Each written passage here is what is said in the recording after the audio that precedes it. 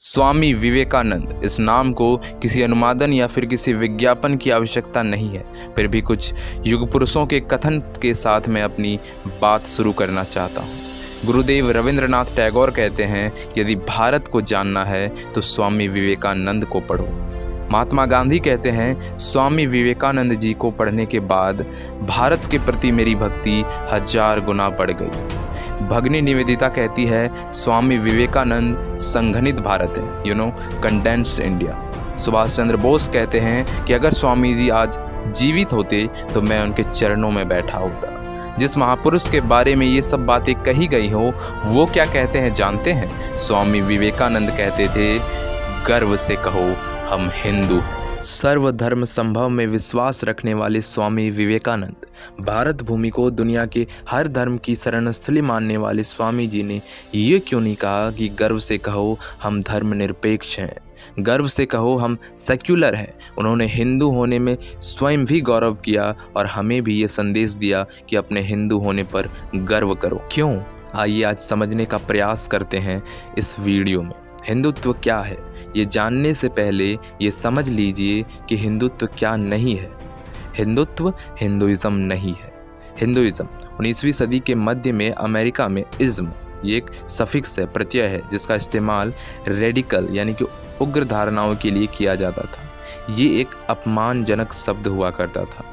इस शब्द से ही उग्रवाद की गंध आती है, एक्सट्रीमिज्म की बू आती है। आमतौर पे इज्म का प्रयोग कहाँ होता है? देखिए, Marxism, communism, secularism, socialism, communalism इत्यादि। इज्म का अर्थ है वाद। वाद यानी एक थ्योरी, एक धारणा, एक सिद्धांत जो कुछ लोग सही समझते हैं। जरूरी नहीं कि वो सबके लिए सही हो। जहाँ वाद है वहाँ प्रतिवाद भी होगा, उस धारणा का विरोध भी होगा। भारत के साथ सबसे बड़ा अनर्थ अब ये कर सकते हैं कि इंडियनिज्म की बात करने लगे लोग। भारतवाद यानी एक शब्द जो कि भारतवर्ष की पूरी अवधारणा को ही छोटा करके रख देगा। इसलिए हम इंडियानेस की बात कर सकते हैं, भारतीयता की बात कर सकते हैं, लेकिन भारतवाद की बात कभी नहीं किया जाता।